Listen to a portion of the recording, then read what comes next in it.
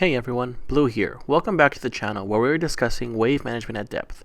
If you haven't yet, please check out the first part of the series where I explain this awesome resource for gold management and the basics of wave management. Today, we're going to try to show you what a freeze, a slow, and a fast push look like in a ranked game against Jinx. Now, when you heard Jinx, you might have thought I'd be playing ADC, but that is not the case. So, how do you manage a wave against a champion with range poke? In the last video, I told you guys that there's a lot of nuances when it comes to wave management in the real world applications versus an AI. Playing against a ranged champion as a melee champion is one of those nuances. I will do my best not to be fancy and only focus on wave management. The whole point of this series is to show you how to handle a wave and not to get fancy or show off any skills or plays. So if you see a free kill, an easy kill, or a lack of rotation, that is because I chose not to do that. I feel like the best way to show anyone how to play properly is to first showcase what I'm trying to explain. If you didn't know, there are ways to know you will lose or win a lane depending on how the first minute goes. This was a very long loading screen, so I decided to cut it off. So the first thing I do is place a deep ward in their blue buff to make sure I know where their jungler is. Since I don't see him show up in my ward, I know that he is starting red buff. I also see Jinx is not in the lane when the waves crash. Since she is a ranged champion, I need whatever lead I can get. So I will start by shoving this wave into her turret as soon as possible, just to get the wave to bounce back towards my turret. You'll see tool tips at the bottom left corner to show you what I'm doing. The best way to push this into her turret faster is by efficiency. I can attack the melee minions, which most people do, but caster minions have less health, so I focus on them to ensure my wave is stronger. I did manage to get the wave to crash into the turret, but Jinx unfortunately farmed too fast for the minions to stay at the turret. Now it's back at a neutral position. This play is a showcase of what it looks like when you disrespect a fight you know you will lose. Against Jinx, who has a slow and a snare, Trynd gets outplayed very easily. You can't just walk up to her unless you know you can kill her.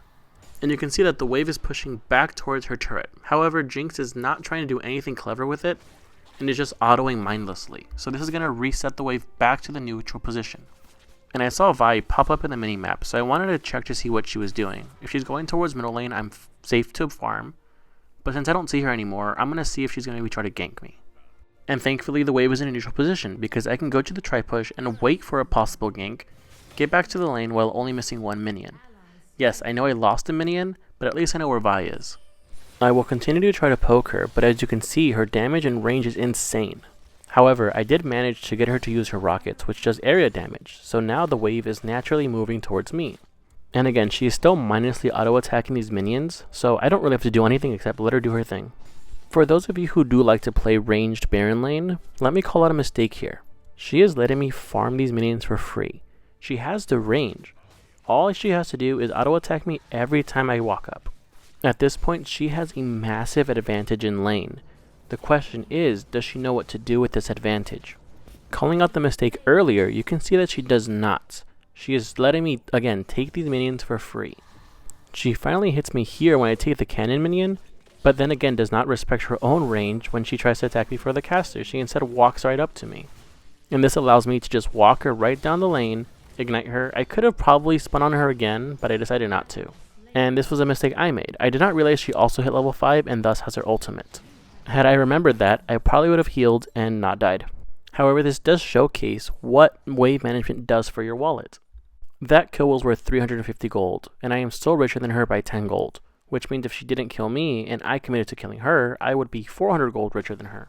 Now here's another mistake she's making. A smart player would just leave these minions to crash into the wave to let the red minions slowly accumulate and push against me.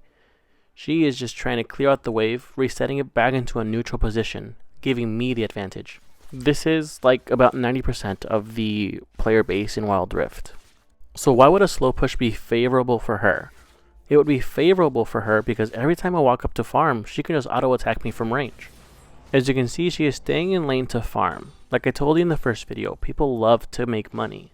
What she could have done is recalled, come back with an item and be even stronger than I am, but now she has to stay and defend her turret. Either way, her mistakes are my gain. She thinks she's farming well because she's in charge of the lane, but I am just going to push hard and have her either stay or recall. It's a really tough spot to be in. And this is a big mistake a lot of people do, relying on their teammates to do the right thing. As you can see here, Kayn is fighting Vi, and he ults Jinx instead, allowing both Jinx and Vi to survive. Yone roamed from middle lane. Middle lane is not paying attention to that roam. This is a bad spot to be in. I managed to survive, and so far 0 casualties from either side. What a funny outcome. But oh my goodness, Vi is looking for blood. She ends up finding her own blood. And then Yone avenges her really quickly. Yeah, this is not looking very good early on, but it's okay. Can we recover? Absolutely, with good wave management. Coming back to life, I find that Jinx did not take a single plate, and actually Kayn ganked her because she still stayed after that gank. So at the end of the day, I can be 0 and 10, and Jinx can be 10 and 0, and I can still end up having more money than her just because of how you manage and control the wave. My past 2 deaths have been silly and absolutely unnecessary, if this was a real game application. Remember, all I'm doing in this video series is showing you wave management. And just in case you haven't caught it, the strategy I have against Jinx is to constantly push against her turret. So when she does come back to wave, she has to focus on farming and out-pushing me versus harassing me. If I let her push into my turret, she can poke me for free damage and I will start to lose health due to her range. The Rift Herald is up and the wave is pushed up against Jinx. The smart thing to do would be to go for Rift Herald, and if she comes to try to stop me, go all in. The good point is that the wave was pushed, so she had to stay and make sure she got those minions before she came to stop me. She wasted both her slow and her snare, but I accidentally pressed my ultimate here. Had I not done that, that would have been the perfect time to all in her. But, you know, accidents happen. It is what it is. I like the human aspect of it, and I hope this does reflect that I'm trying to find games that are more within the norms versus a stomping compilation. The awesome part is when I return to lane, you can see that I only missed 1 minion.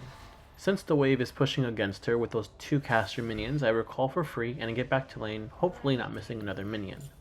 That's what you would call like a free recall or whatever it is. It's when the wave is pushing against the enemy and you go back to lane without missing any minions. That's why it's called free, because you're not missing any gold. That Yone is 5-0, he is having a good game. And I pause it here so you can see that I have 1 more death than Jinx, but I have 100 gold more than she does. That's just because I've been handling the wave better than her. When I get back to lane, I was thinking about freezing it, but then I don't want her to come back and farm while poking me, so I chose to push fast instead. I also see she went towards Rift Herald, so I can assume that the enemy team is going to take Rift Herald. And it turns out she didn't recall, so now I can guarantee that they're taking Rift Herald. However, now that I have an item advantage since she didn't recall, I can look for an all-in. The mistake I'm looking for is her getting too close to where I can spin on her. She is getting really close very often, and one time I engage on her, she hits her slow, but she misses her snare. I exhaust her, I ignite her and spin on her, and I walk out by healing and surviving the turret. The only reason that worked was because she decided not to recall, and I thought that the cast minions would get there on time, but I almost died to the turret. Silly me. In the map, I see Yone and Vi taking out the Rift Herald, and I thought, I am in no position to help out Kayn, so he is on his own. Our Katarina is very friendly, letting Yone roam without any repercussions. And then again, take a look at Baron lane, the lane I'm taking care of. The wave is right in the center. Back to my lane after wasting time going to Rift Herald, I hard push into the turret and recall for free again. I probably could have helped mid out with that Rift Herald, but then again, this video is just to showcase wave management against their champion with a range advantage.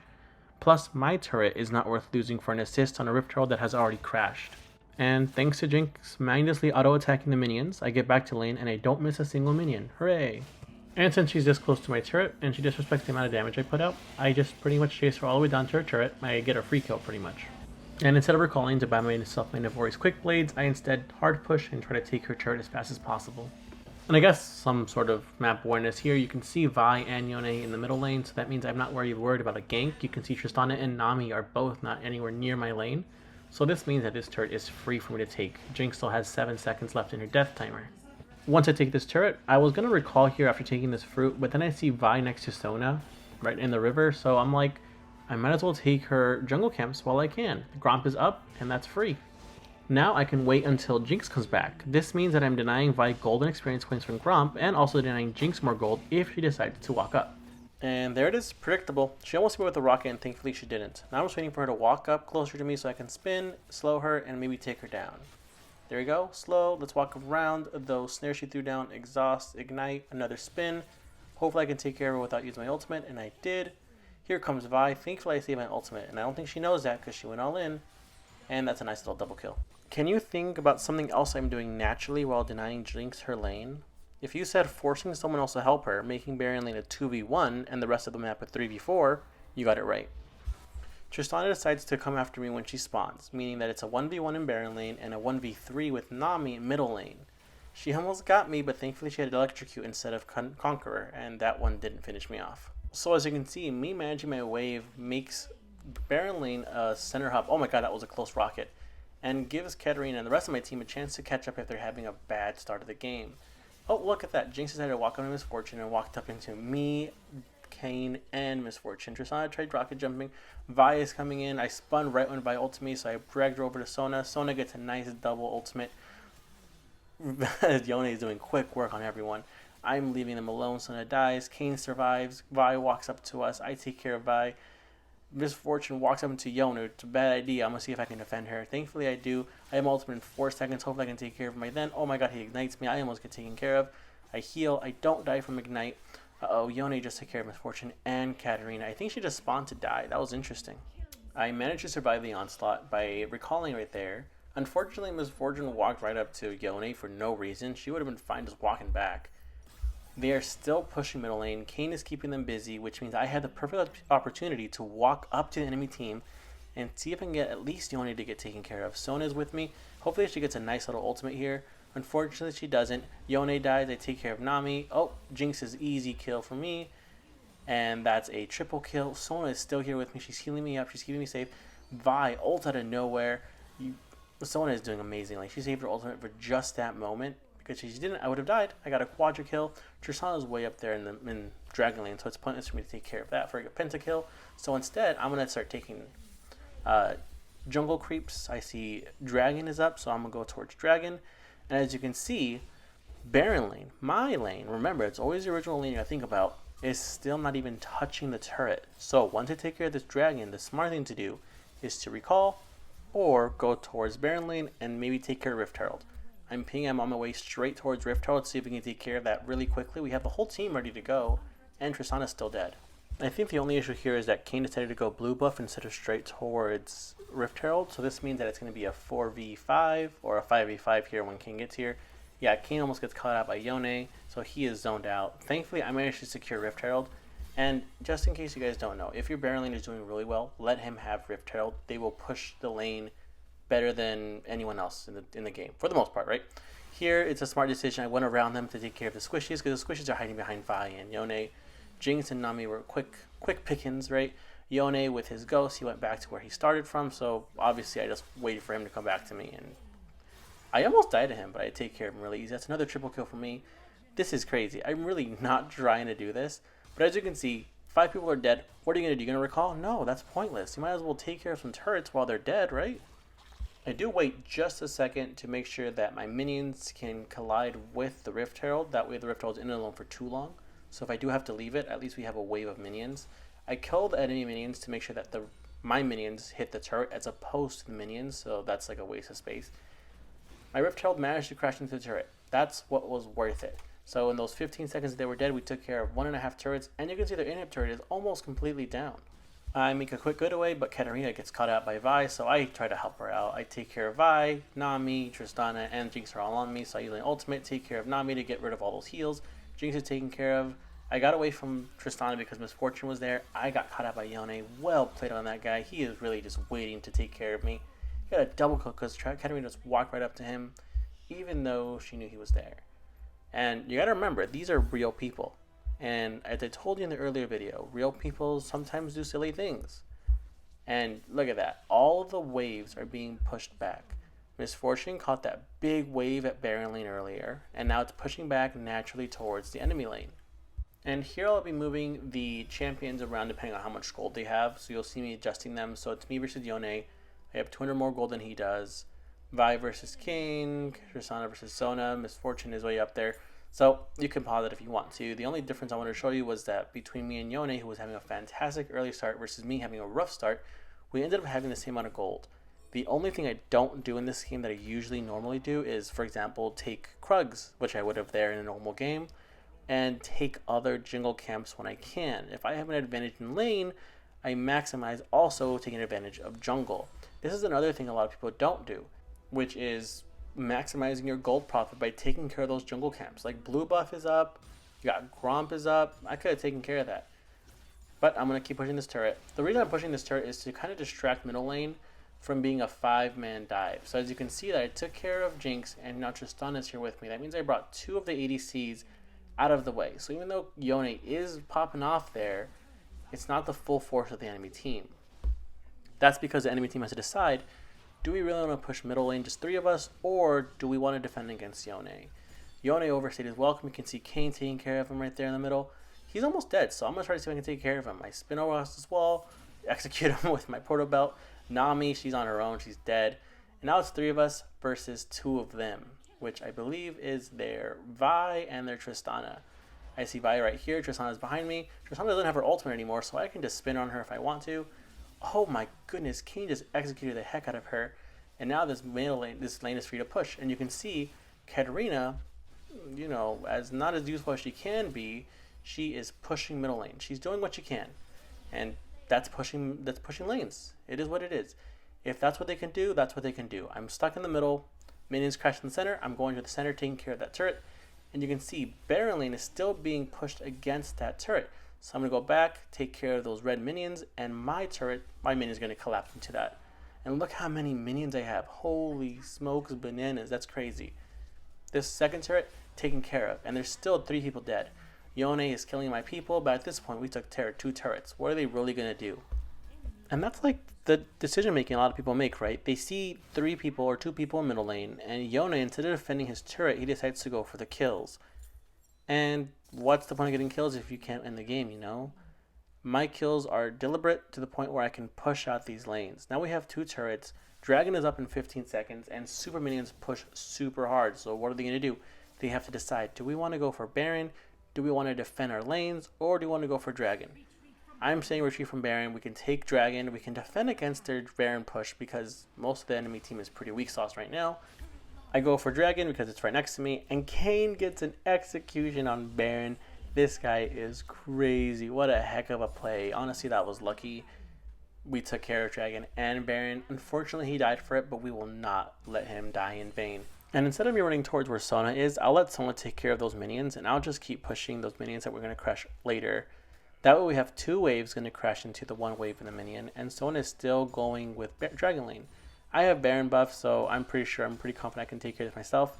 You can still see that there are 2 people in middle lane, Tristana and Yone, Jinx in the top side. So I only have to worry about Vi and Nami, which I'm not really too stressed about. Also, Yone is missing, so he might gank me too. So this is the perfect example of what you talk about when it's a distraction.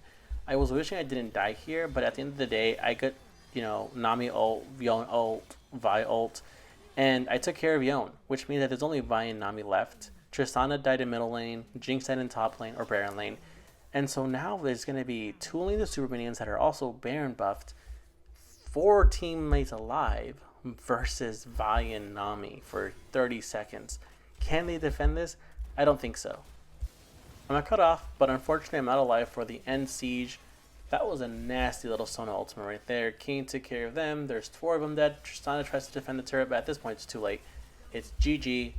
That was such a fantastic game. I hope you guys enjoyed it as well. I'm trying to make the commentary a little more exciting with some, you know, hypes and stuff like that. If you guys enjoyed it, please, you know, put a like in the video, drop a comment in the box below. If you have any questions, suggestions, or concerns, you know, put them down in the comments. I'm happy to respond to them.